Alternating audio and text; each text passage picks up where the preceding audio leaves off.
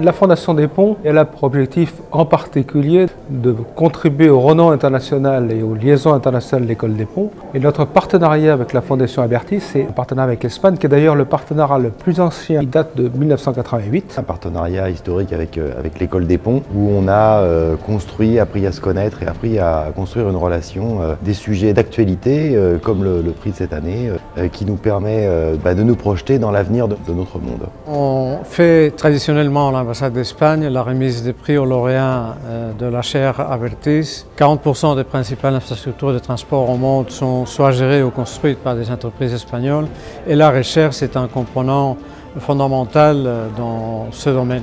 À l'issue de 8 années d'animation scientifique de la chaire, on a pu appréhender tous les grands sujets scientifiques dans le domaine de la gestion des infrastructures, dans le domaine de la sécurité routière. On est présent sur le problème du changement climatique. Les routes, d'habitude, ça sert uniquement à la circulation des véhicules, mais ici, nous rajoutons une nouvelle fonction à la route.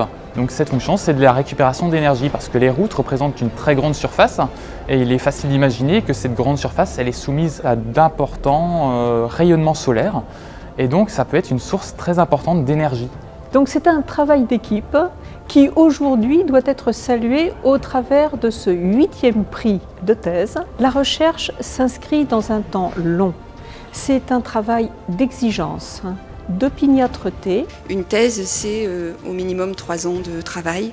Donc il faut bien sûr saluer leur engagement, mais aussi saluer effectivement les familles qui les accompagnent. Parce que l'on traite d'enjeux sociétaux en prise directe avec des retombées et des impacts pour les citoyens. Donc je me suis intéressé à l'utilisation des capteurs sur la moto pour la détection des situations à risque. Donc là l'idée c'était d'utiliser les capteurs visuels, donc des caméras couplées à un capteur inertiel pour estimer donc, des paramètres de l'infrastructure.